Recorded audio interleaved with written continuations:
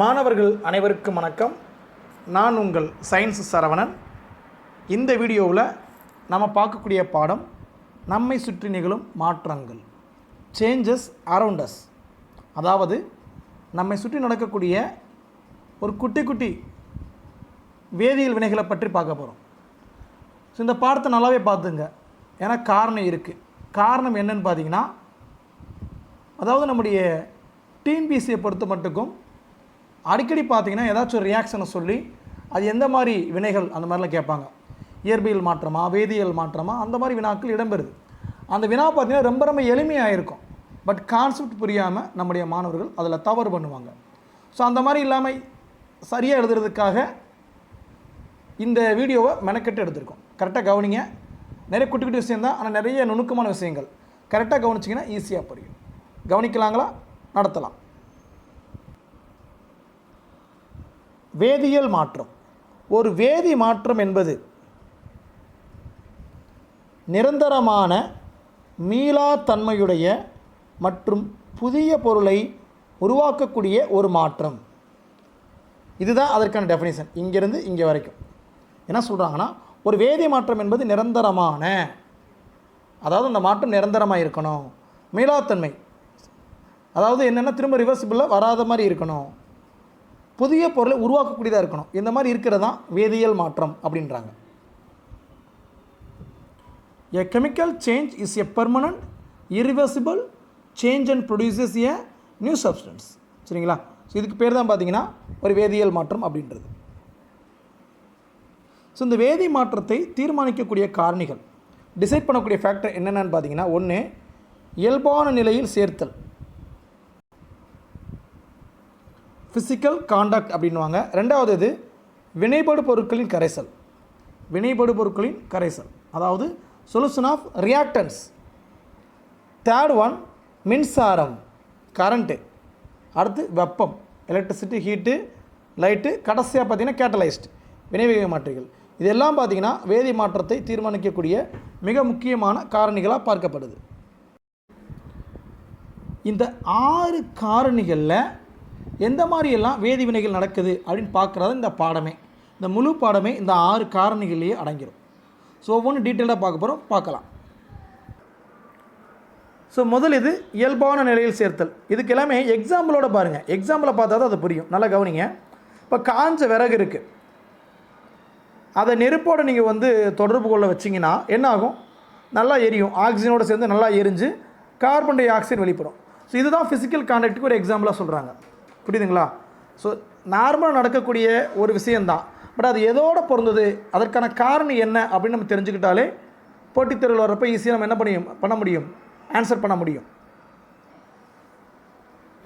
When dry wood comes into contact with fire, it burns with the help of oxygen O2 to form carbon dioxide CO2, which is given out as smoke.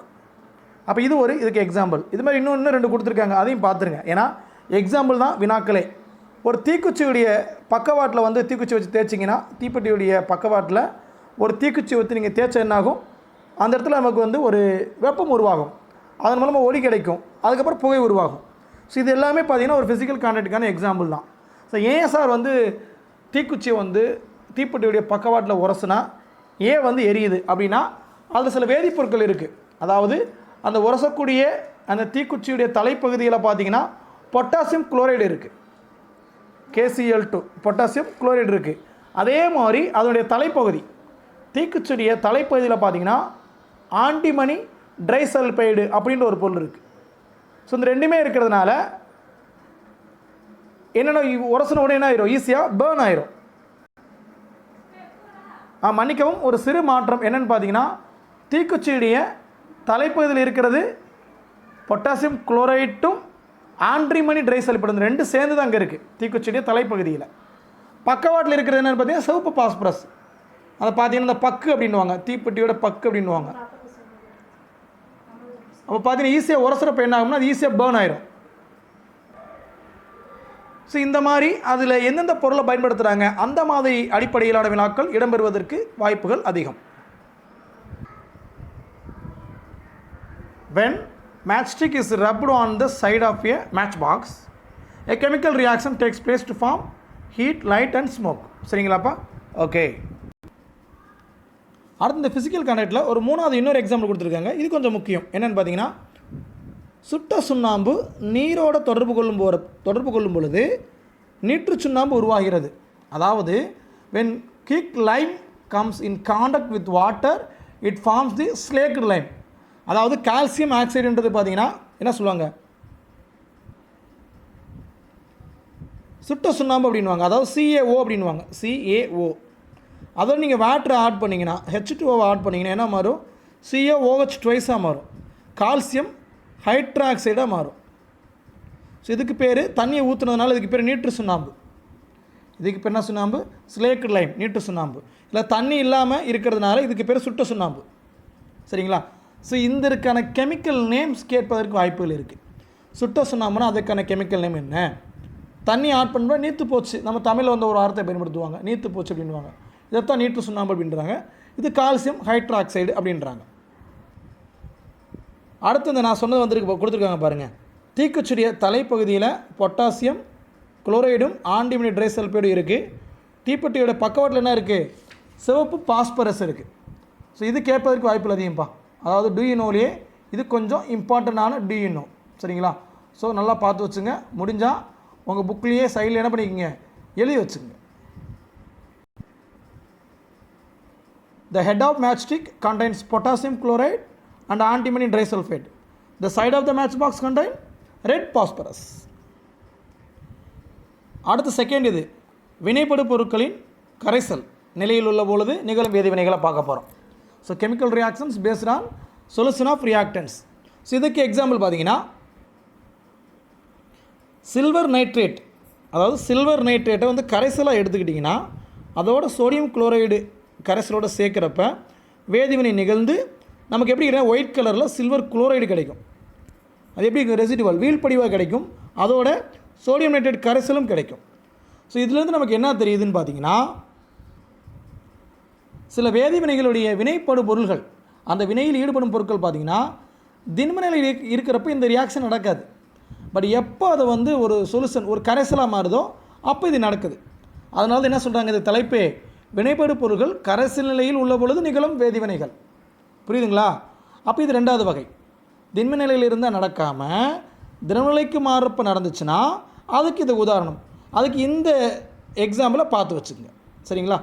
இந்த உதாரணத்துக்கு கொடுத்து இது இந்த எந்த வகையில் வரும், இந்த கெமிக்கல் ரியாக்ஷன் எந்த வகையில் வரும் அப்படின்னு ஒரு வினா கேட்பதற்கு வாய்ப்புகள் இருக்குது. அதாவது silver nitrate solution reacts with sodium chloride solution to form a white precipitate of silver chloride and sodium nitrate solution. இந்த ரெண்டுமே உருவாகிரும். So from the above reaction we infer that. இதில் நம்ம என்ன தெரியுதுன்னா, some chemical reaction processed only in solution level, not in solid form. அதாவது solution ஃபார்மில் தான் இது பங்கு பெறுதே தவிர சாலிட் ஃபார்மில் இது பங்கு பெறலை. சரிங்களா? ஸோ இதுதான் இரண்டாவதுக்கான உதாரணம். போதும். அடுத்து மூணாவது மின்சாரம், எலக்ட்ரிசிட்டி. கரண்ட்டை பாஸ் பண்ணுறதன் மூலமாக எந்த மாதிரி ரியாக்ஷன் நடக்கும், அதாவது கரண்ட்டை பாஸ் பண்ணுறது மூலமாக ஒரு வேதிவினை நகர்ந்துச்சுன்னா அதுக்கு பேர் பேஸ்ட் ஆன் எலக்ட்ரிசிட்டி, அந்த வகையில் சொல்லுவாங்க. ஃபார் எக்ஸாம்பிள் இங்கே பாருங்கள், ஒரு முக்கியமான எக்ஸாம்பிள் கொடுத்துருக்காங்க, அதை மட்டும் பார்த்துக்குவோம். சிறிதளவு சல்ஃபியூரிக் அமிலம், அதாவது கந்தக அமிலம் சேர்த்த நீரில், அதாவது தண்ணியில் சல்ஃபியூரிக் அமிலம் கந்தக அமிலத்தை ஆட் பண்ண தண்ணியில் மின்சாரத்தை பாய்ச்சும் பொழுது கரண்ட்டை பாஸ் பண்ணுறப்ப ஹைட்ரஜன் மற்றும் ஆக்சிஜன் வாயுக்கள் வெளிப்படும். அதே மாதிரி பிரெயின் அப்படின்றது ஒரு சொல்யூஷன். அதில் என்னென்ன இருக்கும் பார்த்தீங்கன்னா, அடர் சோடியம் குளோரைடு கரைசலும், அடர் சோடியம் குளோரைடு கரைசலுக்கு தான் பிரெயின் கரைசல்னு ஒரு பேர். ஸோ இதுவே ஒரு மிக முக்கியமான ஒன்வேர்டு. ஸோ பிரெயின் கரைசல் என்பது அடர் சோடியம் குளோரைடு கரைசல். இதன் வழியே நீங்கள் மின்சாரத்தை செலுத்துனீங்கன்னா உங்களுக்கு சோடியம் ஹைட்ராக்சைடுடன் சேர்ந்து குளோரின் அப்படின்ற வாயு ஹைட்ரஜன் வாயு வெளிப்படும். ஸோ இதில் எங்கே பயன்படுதுன்னா, குளோரின் தயாரிப்பதற்கு தொழிற்சாலைகளில் பயன்படுற மெத்தட் இது தான். ஸோ இந்த பிரெயின் கரைசலிருந்து தான் இந்த குளோரினை உருவாக்குறாங்க. அதுவும் அதிக அளவிலான குளோரினை உருவாக்குறாங்க. சரிங்களா? அப்போ இது மிக முக்கியமான ஒன் வேர்ட். அதாவது a concentrated solution of sodium chloride called brine. Brine spelling பார்த்தீங்கன்னா இதுதான்ப்பா, ஆங்கிலத்தில் பிரெயின். இப்படியே கூட கேட்க வாய்ப்பு இருக்குது. Is electrolysed to produced chlorine and hydrogen gases along with sodium hydroxide. This is a very important reaction to produce chlorine industrially. Okay, அப்போ கரண்ட்டை பாஸ் பண்ணி ஒரு ரியாக்ஷனை உருவாக்குனாங்கன்னா அதுக்கு பேர் மின்சாரம் மூலம் நிகழும் வேதிவினைகள். இப்படி கரண்ட்டை பாஸ் பண்ணக்கூடிய அந்த ப்ராசஸுக்கு பேர் மின்னார் பகுத்தல் அப்படின்வாங்க, எலக்ட்ரோலைசிஸ். ஸோ இந்த வார்த்தையை வந்து யார் ஃபஸ்ட்டு பயன்படுத்தினாங்கன்னா மைக்கேல் ஃபாரடே அப்படின்ற விஞ்ஞானி பயன்படுத்தினார். எப்போனா 19ஆம் நூற்றாண்டிலேயே.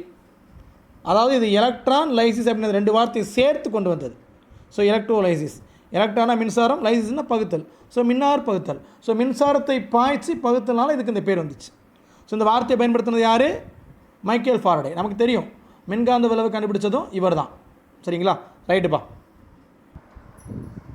So electrolysis, this word is coined by Michael Faraday. அடுத்தது சில வேதிவினைகள் வந்து வெப்பத்தின் மூலமாக நிகழ்ந்துச்சுன்னா அதுக்கு பேர் வெப்பம் மூலம் நிகழும் வேதிவினைகள் அப்படின்வாங்க. அடுத்தது சரிங்களா? ஏற்கனவே நம்ம எத்தனை பார்த்துருக்கோம்? ஒரு 3 பார்த்துட்டோம். இப்போ 4வது பார்த்துட்டு இருக்கோம். இதில் எக்ஸாம்பிள் என்ன கொடுத்துருக்காங்க பார்த்தீங்கன்னா, ஒரு ட்ரை டெஸ்ட் டியூப், அதாவது ஒரு உலர்ந்த சோதனை குழாயில் பார்த்தீங்கன்னா லெட் நைட்ரேட்டை எடுத்துக்கிறாங்க, காரிய நைட்ரேட் எடுத்துக்கிறாங்க. அதோடு பார்த்தீங்கன்னா அந்த உப்பை எடுத்துக்கிட்டு, லெட் நைட்ரேட்னாலும் சால்ட்டு தான், அதை வந்து சுடரின் மீது காமிக்கிறது, நல்லா எரிஞ்சிட்டு இருக்கக்கூடிய அந்த ஃப்ளேமில் காமிக்கிறது. அப்படி வெப்பப்படுத்தினோம்னா நிகழக்கூடிய மாற்றங்களை நம்ம உற்று நோக்கி பார்த்து எப்படி இருக்கும்னா படன்னு வெடிக்கும். அதோட இந்த சவுண்ட் ஒலியும் உருவாகும். அதோடு பார்த்திங்கன்னா ஒரு செம்பழுப்பு நிற வாயு, நம்ம மத்தாப்பு சுடுறோம் பார்த்தீங்களா, அந்த மாதிரி மைண்டில் வச்சுங்க. மத்தாப்பு சுடுற மாதிரி மைண்டில் வச்சுங்க. அதுதான் ஃப்ளேமில் காட்டி நம்ம என்ன பண்ணுவோம், அப்படியே சுடுவோம். அதை மாதிரி தான்.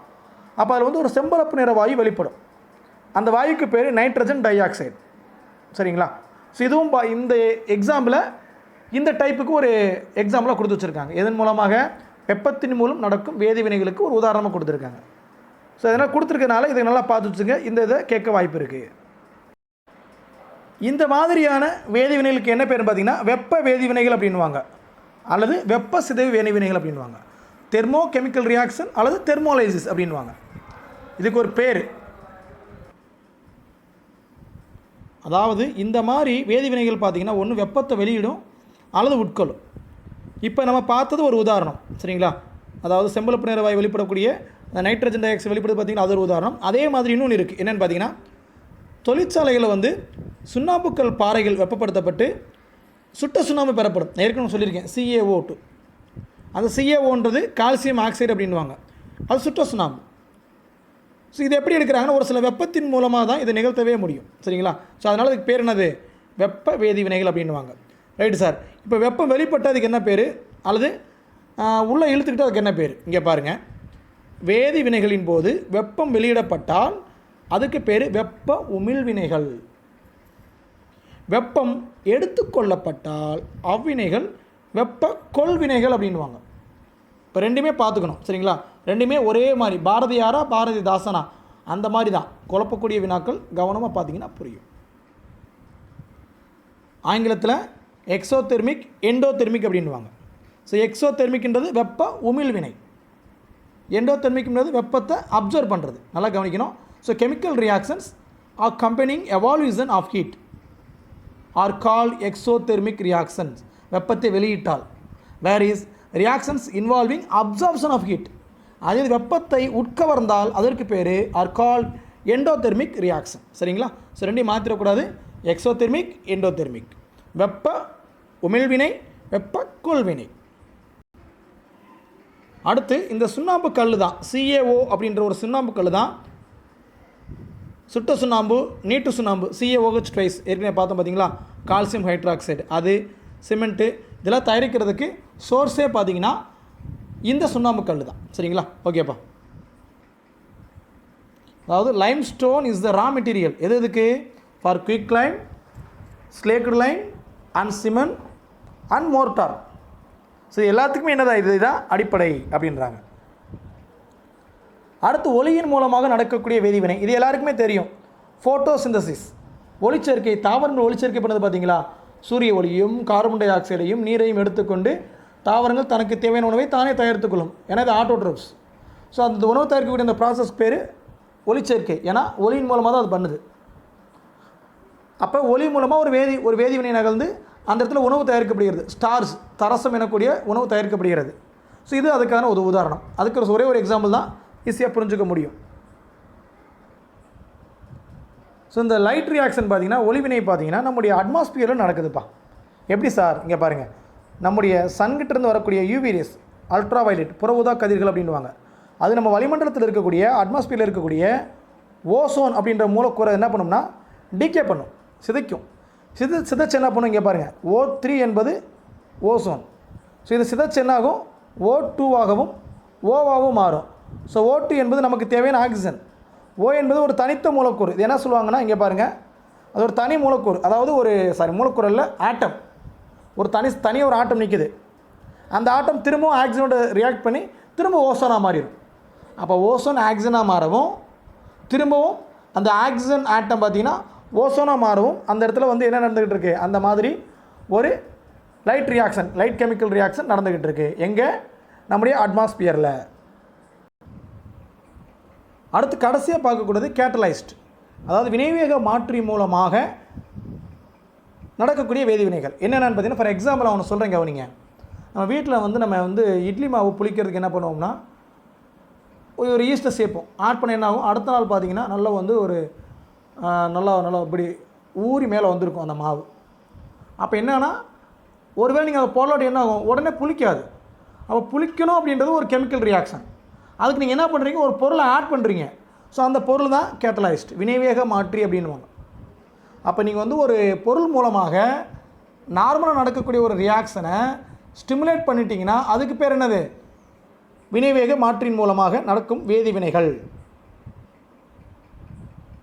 Chemical reaction based on catalysed.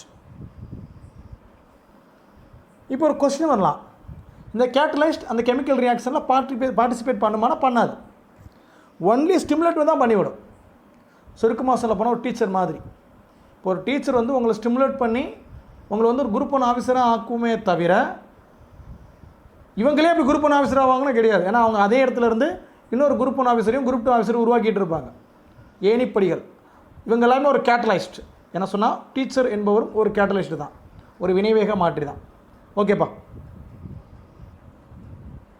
So இதில் இப்போ ஏன் அந்த குரூப் ஒன் சம்மந்தமாக சொன்னேன்னா, இந்த வினைவேக மாற்றியில் ஒரு முறை கேள்வி கேட்டிருந்தாங்க. இப்போ கடைசியாக நடந்த குரூப் ஒன் எக்ஸாமில் ஹேபர் முறையில் அமோனியா தயாரிக்கிறப்ப எந்த பொருள் வினைவேக மாற்றியாக செயல்படுது? ஹேபர் மெத்தடில் அமோனியாவை ப்ரொடியூஸ் பண்ணுறப்ப எந்த substance it act as a catalyst அப்படி கேட்டிருந்தாங்க. எழுதியிருப்பீங்க, எழுதணும், பல பேருக்கு தெரியும். ஸோ ஆன்சர் பார்த்திங்கன்னா இரும்பு. அப்போ இந்த இரும்பு பார்த்திங்கன்னா அந்த கெமிக்கல் ரியாக்ஷனில் பார்ட்டிசிபேட் பண்ணாமல் ஒன்லி ஸ்டிமுலேட் மட்டும் பண்ணிவிடும். சரிங்களா? ஓகேப்பா. இந்த ஹேபர் மெத்தட் தான் அதிக அளவிலான யூரியா தயாரிப்பதற்கான ஒரு அடிப்படையான ஒரு வினை. சரிங்களா? அதாவது இந்த ஹேபர் மெத்தடில் தான் அதிகமான யூரியா தயாரிக்கிறாங்க. யூரியான்றது நமக்கு தெரியும், விவசாயத்தில் ஒரு மிக முக்கியமான பொருள். அது மட்டுமல்ல, அதே மாதிரி இன்னொன்று இருக்குது பாருங்கள், வனஸ்பதி நெய். இது தமிழாக்கம், ஆங்கிலத்தில் டால்டா எண்ணெய் அப்படின்வாங்க. அது தயாரிக்கிறதுக்கு ஒரு பொருள் கேட்டலிஸ்ட்டாக பயன்படுது. அது என்னென்னு பார்த்தீங்கன்னா, நன்கு தூளாக்கப்பட்ட நிக்கல் பவுடர். அது பார்த்திங்கன்னா ஆக்ட் பண்ணுது, கேட்டலிஸ்ட்டாக ஆக்ட் பண்ணுது. சரிங்களா? இந்த மாதிரி இருக்கக்கூடிய ரியாக்ஷனுக்கு பேர் என்ன சொல்லுவாங்கன்னா, வினைவேக மாற்ற வினைகள் அப்படின்வாங்க. என்ன சொல்கிறாங்க? வினைவேக மாற்ற வினைகள், கேட்டலைட்டிக் ரியாக்ஷன்ஸ் அப்படின்வாங்க. என்ன சொல்கிறாங்க? Catalytic reactions. ஓகேப்பா. இப்போ எல்லா வினைகளும் அதற்கான உதாரணங்களும் பார்த்துட்டோம். இதையும் தாண்டி இன்னும் சில விஷயங்கள் இருக்குது.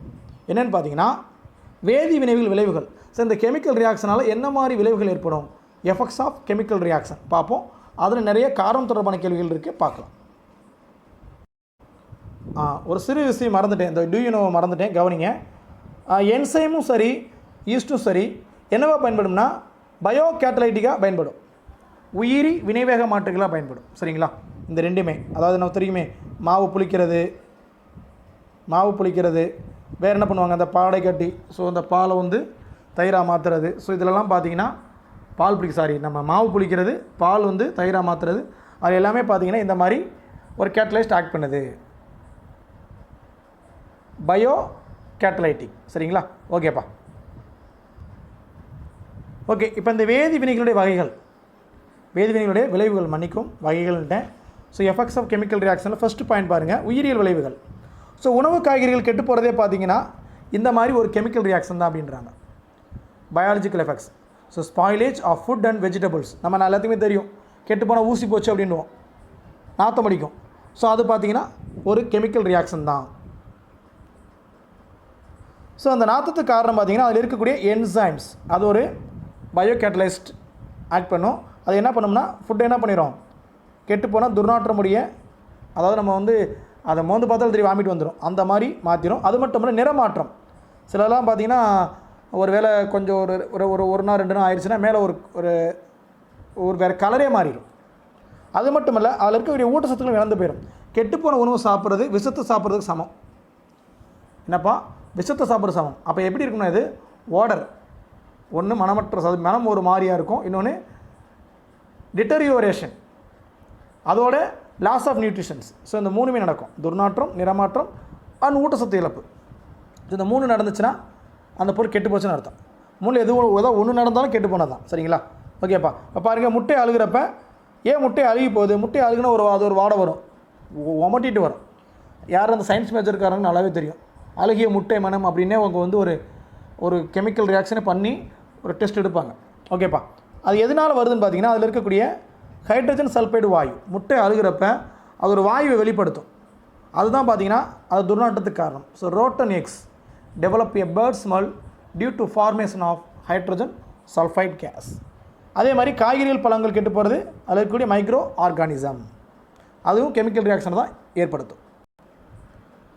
அடுத்து இந்த மீன் இறைச்சி துர்நாற்றம் அடித்தல். இந்த மீன்லாம் வாங்கினா எல்லாமே ஐஸ் கட்டியில் விற்கிறான், முடிஞ்சது காலையில் போய் வாங்கிருங்க. ஏன்னா ஐஸ் கட்டியில் இருக்கிறத பரவாயில்ல, அதிலேருந்து வெளியே எடுத்துட்டோன்னா ரொம்ப கெட்டு போயிடும். சரிங்களா? காலம்னா சாயங்காலத்துக்கெல்லாம் போய் எல்லாம் நான்வெஜ் எடுக்காதீங்க, துர்நாற்றம் அடைஞ்சிருக்கும். ஏன்னா அதில் ரேன்சிட்டிட்டி, என்ன துர்நாற்றம் அடிக்கக்கூடிய அந்த மீன் இறைச்சிகள் உருவாயிடும். அதை சாப்பிட்டோம்னா நமக்கு பேதி தான் போகும். ஸோ அதெல்லாம் நம்ம அவாய்ட் பண்ணுறது பெட்டர். அது என்ன ஆகுதுன்னு பார்த்தீங்கன்னா அது நம்முடைய ஏரோடையும் லைட்டோடையும் இந்த ரெண்டோடையும் பார்த்தீங்கன்னா ஆக்சிடேஷன் அப்படின்ற ஒரு ரியாக்ஷன் பண்ணிடும். அதாவது ஆக்சிஜனேற்ற வினை அப்படின்வாங்க. அதை ஏற்படுத்தி தான் அந்த துர்நாற்றத்தை ஏற்படுத்தும். இதை ஊசி போதல் அப்படின்வாங்க. ரேன்சிடிட்டி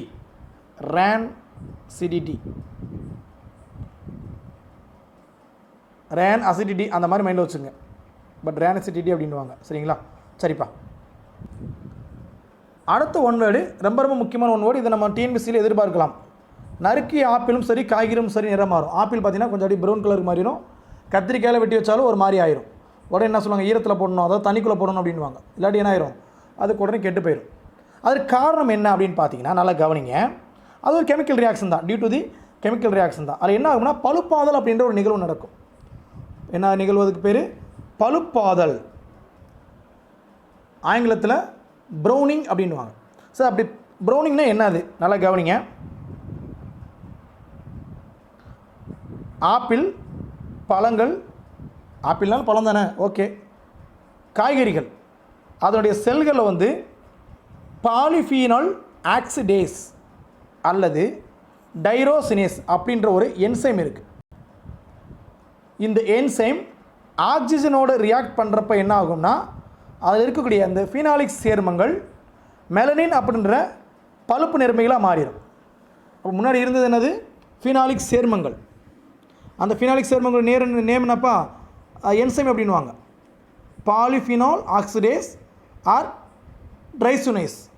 இது என்ன ஆகும்னா when it contact with oxygen catalyzed biochemical reaction of plants phenolic compound மாறும். ஸோ என்ன மாறினா அந்த ப்ரௌன் கலருக்கு மாறும், இந்த ப்ரௌன் பிக்மெண்ட் உருவாகும். அந்த பிக்மெண்ட்டுக்கு என்ன பேருன்னு பார்த்தீங்கன்னா மெலனின். இந்த மெலனின்றது தான் நம்ம தோல்களுக்கும் பார்த்தீங்கன்னா நிறத்தை கொடுக்கக்கூடிய ஒரு பிக்மெண்ட் அப்படின்வாங்க. அது இல்லைன்னா என்ன ஆயிரும், முடியெல்லாம் என்ன கலருக்கு மாறிடும், ஒயிட் கலருக்கு மாறிடும். அப்போ இந்த உச்சந்தலையிலேருந்து உள்ளங்கால் வரைக்கும் வந்து இந்த ஒரு மாதிரி ஒயிட் கலரில் இருப்பாங்க இல்லையா, அவங்களுக்கு என்ன பிரச்சனைனா இந்த மெலனின் நிறமே அவங்களுக்கு கம்மியாக இருக்கும். கம்மியாக இல்லை, ஸோ ஆப்சன்ஸ் இருக்காது. ஸோ அவங்களுக்கு உருவாக்கக்கூடிய அந்த நோய்களுக்கு பேர் ஆல்பினிசம், கேள்விப்பட்டிருப்பீங்க. அது வந்து ஒரு மரபியல் ரீதியான நோய், ஜெனட்டிக்கல் டிஸார்டர். ஸோ அந்த மாதிரி இதுலேயும் பார்த்தீங்கன்னா அந்த மெலனின் நிறமே தான் பார்த்தீங்கன்னா அந்த ப்ரௌன் கலருக்கு கன்வெர்ட் பண்ணுது. சரிங்களா? ஸோ பார்த்து வச்சுங்க, இதை வந்து கேட்பதற்கு வாய்ப்புகள் மிக அதிகம். அடுத்த தலைப்பு, இந்த மாதிரி கெமிக்கல் ரியாக்ஷன் நம்முடைய என்விரான்மெண்ட்டை எந்த அளவுக்கு தாக்கத்தை உண்டாக்கும். சொல்ல வேண்டிய அவசியமே இல்லை. சுற்றுச்சூழல் மாசுபாடு, கண்டிப்பாக இது என்ன பண்ணும், என்விரான்மெண்ட்டில் ஒரு வழி பண்ணிடும் இந்த கெமிக்கல் ரியாக்ஷன்ஸ். ரீசெண்டாக நீங்கள் பார்த்துருப்பீங்க, நிறைய பிணங்கள் துர்நாற்றம் அடைஞ்சு கங்கை நதிக்கரையில் ஒதுங்கினதாக செய்திகள் பார்த்தோம், அதாவது பீகார் மாநிலத்தில். அப்போ என்ன சுற்றி இருக்கக்கூடிய சுற்றுச்சூழல் மாசுபாடு ஏற்படும். டெல்லியில் பார்த்தீங்கன்னா நம்முடைய தலைநகர், அங்கே வந்து அதிகமாக ஏற்பட்ட carbon monoxide carbon di oxide வெளிப்படுது. அங்கே இருக்கிற நிறைய மோர் நம்பர் ஆஃப் வெஹிக்கிள்ஸ், அதன் மூலம் என்ன ஆச்சு, ஒரு புகை மண்டலமாகி நம்முடைய உலக அளவில் ஒரு மிகப்பெரிய அவமான நிகழ்வாக அது மாறினது டெல்லியில், நம்ம எல்லாத்துக்குமே தெரியும்.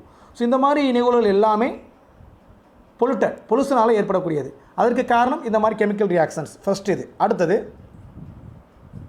இந்த பொல்யூஷனும் பார்த்திங்கன்னா 3 வகையில் நடக்கும்ப்பா.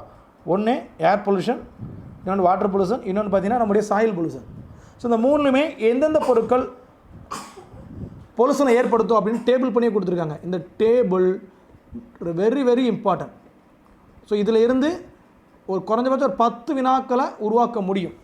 இப்போ பாருங்கள், காற்று மாசுபாடுனா carbon dioxide CO2, carbon monoxide CO, sulphur oxide, nitrogen oxide, chlorofluorocarbon, methane. இது எல்லாமே பார்த்தீங்கன்னா இப்போ பார்த்தது எல்லாமே காற்று மாசுபாடு, ஏர் பொல்யூஷனை உருவாக்கக்கூடிய கெமிக்கல் சப்ஸ்டன்சஸ். இது என்னென்ன உருவாக்கும், ஒன்று அமிலமலை ஆசிட் ரெயின், புவி வெப்பமயமாதல், குளோபல் வார்மிங் அண்ட் சுவாச கோளாறுகள் உருவாக்கும். ஏற்கனவே கொரோனாவால் நிறைய சுவாச கோளாறு நடந்துக்கிட்டு இருக்குது, அதோடு ஏர் பொல்யூஷனும் சேர்ந்துக்குது. ஸோ ரெஸ்பிரேட்டரி ப்ராப்ளம்ஸ் நீங்கள் கொஞ்சம் யோசிச்சு பாருங்களேன். நம்மளை சுற்றி ஆக்சிஜன் தான் இருக்குது, இருந்தாலும் ஆக்சிஜன் பற்றாக்குறையினால் நிறைய மக்கள் இறந்து போகிறாங்க. உங்களுக்கு அந்த கேள்வி எழலையா, ஏன் நம்மளை சுற்றி நம்ம இப்போ நான் ஆக்சிஜன் சுவாசம் பண்ணிகிட்ருக்கேன், நீங்களும் பண்ணிகிட்டு இருக்கீங்க, நான் பாடம் நடத்துறீங்க, கவனிச்சுக்கிட்டு இருக்கீங்க, ஏன் அப்போ அந்த ஆக்சிஜனை பத்தலையா? அதுவும் ஆக்சிஜன் தானே. ஆனால் நம்ம சுவாசம் பண்ணிகிட்டு இருக்கிறது என்னென்னு பார்த்தீங்கன்னா பொல்யூட்டட் ஆக்சிஜன்.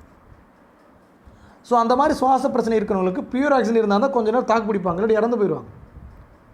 இப்போ புரியுதுங்களா? அப்போ நம்ம சுற்றி இருக்க ஆக்சிஜன் எப்படி தான் இருக்குது, பொல்யூட்டடாக தான் இருக்குது. அதனால தான் நமக்கு ஆக்சிஜன் சிலிண்டர் தேவைப்படுது. ஓகேப்பா. அடுத்து நீர் மாசுபாடு. இது எப்படின்னு பார்த்தீங்கன்னா, வேதிப்பொருட்களை கொண்ட கழிவுநீர் சாயப்பட்டறை, சொல்ல வேண்டிய அவசியமே இல்லை. எங்கே, நம்முடைய திருப்பூரில் அந்த சாயப்பட்டறைகளால் அமராவதி நதி பார்த்திங்கன்னா ஒரு அலங்கோலமாக ஓடிட்டு காரணம் இந்த சாயப்பட்டறைகளால் வரக்கூடிய மாசுபாடு தான்.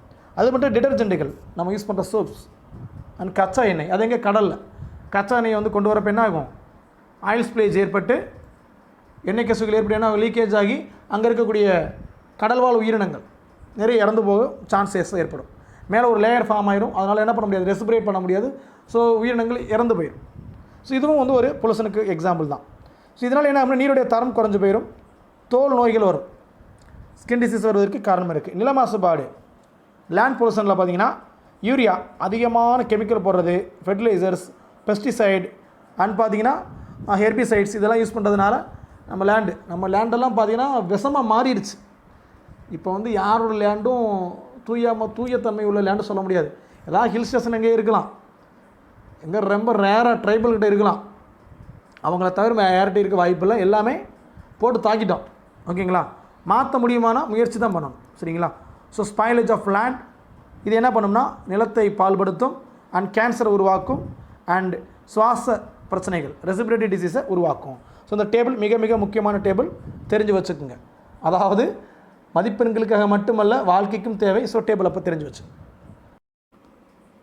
ஸோ அடுத்த எஃபெக்ட் என்னென்னு பார்த்தீங்கன்னா துருப்பிடித்தல். இது ஏற்கனவே சொல்லியிருக்கேன், ரஸ்ட் ஃபார்ம் ஆகிறது நமக்கே தெரியும். எனக்கு அதாவது எங்கள் ஸ்கூல் ஒரு விஷயம் நடந்தது என்னென்னு பார்த்தீங்கன்னா, நம்ம இடையில அந்த முதல் அலை உருவானதுக்கு அப்புறம் ஸ்கூல் ஒரு 3 மாதம் ஓப்பன் பண்ணாங்க. ஸ்கூலுக்கு போயிருந்தோம். டேபிள்லாம் பார்த்தா கலர் மாறி போச்சு, பச்சை கலரில் கொடுத்தது ப்ரௌன் கலருக்கு மாறிடுச்சு. காரணம் ரஸ்ட் ஃபார்மேஷன். நிறைய மழை பெஞ்சிருந்தது. அப்போ என்னென்னா வாட்டரும் ஏரும் ரியாக்ட் பண்ணுறப்ப அது கெமிக்கல் நம்முடைய அயன் ராட் என்ன பண்ணுது, ரஸ்ட் ஃபார்மேஷன் பண்ணி விட்டுருது, துருப்பிடிச்சது. நார்மலாக வீட்டில் இருக்கக்கூடிய அதே அப்படி இருக்கிறப்ப, பட் ஸ்கூல் நடந்துட்டு தான் அது மாதிரி ஆகாது. ஏன்னா பசங்களுடைய கைப்படப்பட அவ்வளோ துருப்பிடிக்காது, அங்கே உட்காந்து எந்திரிக்க துருப்பிடிக்காது, எல்லாம் வேஸ்ட்டாக போச்சு. ஏறக்குறைய திரும்பவும் எங்களுடைய தலைமை ஆசிரியர் ஒரு 30,000 ரூபாய் பார்த்திங்கன்னா நன்கொடைப்பட்டு தான் அதை சரி பண்ணோம். அந்தளவுக்கு சரி பண்ணி வச்சுட்டு வந்திருக்கோம். இப்போ 2வது அலை வந்துருச்சு, திரும்பி எந்த நிலையிலுமே இருக்குன்றது கடவுளுக்கு தான் தெரியும். அடுத்து உலோக பாத்திரங்கள் நிறம் மங்கிறத பார்த்துருப்போம். உலோக பாத்திரம் எப்படி சார் நிறம் மங்கும், உங்களுக்கே தெரியும். செம்பு பாத்திரம் என்ன ஆயிரும், ஒரு மாதிரி அது உள்ளுக்குள்ளெல்லாம் பார்த்திங்கன்னா இந்த பித்தளை பாத்திரங்கள் உள்ளே பார்த்திங்கன்னா உள்ளே வந்து பச்சை கலரில் ஒரு ஸ்கம் ஃபார்ம் ஆயிரும். அது வந்து ஒரு கெமிக்கல் ரியாக்ஷன் தான். பச்சை நிற படலம் உருவாகும். சரிங்களா? அது மட்டும் அல்ல, நிறைய நம்முடைய அந்த கொலுசுகள், வெள்ளி கொலுசுகள் பார்த்திங்கன்னா கருமை நிறத்துக்கு மாறும். அதுவும் ஒரு சில கெமிக்கல் ரியாக்ஷன்ஸ் தான். சரிங்களா? இப்போ ஒவ்வொன்றா இப்போ சொல்கிறேன், கவனிங்க. ஸோ பித்தளை பாத்திரங்கள் நீண்ட நாட்கள் வளிமண்டல காற்றுடன் தொடர்பு கொள்ளும் பொழுது பச்சை நிற படலத்தை உருவாக்கும். ஸோ அது என்னென்னு பார்த்தீங்கன்னா தாமிர கார்பனேட், தாமிர ஹைட்ராக்சைடு. ஸோ இதை உருவாக்குறப்ப என்ன ஆயிரும், அந்த மாதிரி அதில் தண்ணியை குடிக்கக்கூடாது. குடிச்சோம்னா என்ன போயிடும், பேதி போயிடும். சரிங்களா? அதனால தான் பாத்திரங்களை வந்து அடிக்கடி பார்த்திங்கன்னா இந்த தாமிர பாத்திரங்களாக இருந்துச்சுன்னா அல்லது பித்தளை பாத்திரங்களாக இருந்துச்சுன்னா நல்லா கழுவி வைக்கணும். சரிங்களா? ஓகேப்பா. அடுத்து என்னென்னு பார்த்தீங்கன்னா கெமிக்கல் ரியாக்ஷன் மூலம் வெப்பம் உருவாகும். ஃபார் எக்ஸாம்பிள் சுட்ட சுண்ணாம்பு வாங்கிட்டு வருவோம், அதில் தண்ணி ஊற்றி வச்சு என்ன ஆகும், கொப்பு கொப்பு கொப்புன்னு கொதிக்கும். அப்போ என்னது, அதிலிருந்து நமக்கு வெப்பம் உருவாகுது. ஸோ இதுதான் வெப்பம் உருவாகுதல் அப்படின்றாங்க. சரிங்களா? ஃபார் எக்ஸாம்பிள் அதுக்கு இதுதான் உதாரணம். அடுத்தது பார்த்திங்கன்னா ஒளி உருவாகுதல். எந்த ஒரு கெமிக்கல் ரியாக்ஷனாக இருந்தாலும் நமக்கு தெரியும். இப்போ தான் சொன்னேன், தீப்பெட்டி உரசுறப்ப என்ன ஆகுது, நமக்கு ஒளி உருவாகுது. அது ஒரு எக்ஸாம்பிளாக சொல்லலாம். அது ஒரு கெமிக்கல் ரியாக்ஷன் தான். நார்மலாக மெழுகுவர்த்தி எரியிறது என்ன தான், ஒரு வேதிவினைக்கான உதாரணம் தான். சரிங்களா? மெழுகுவர்த்தி வந்து எரியிறதும் ஒரு வேதிவினைக்கு உதாரணம் தான். இது ஒரு முறை கேட்டிருந்தாங்க. அப்போ ஒளியும் உருவாகும், ஒளியும் உருவாகும். சவுண்ட் அண்ட் லைட் ரெண்டுமே ஃபார்ம் ஆகும். ஃபார் எக்ஸாம்பிள் இங்கே ஒன்று கொடுத்துருப்பாங்க, அதை மட்டும் பார்த்துங்க, போதுமானது.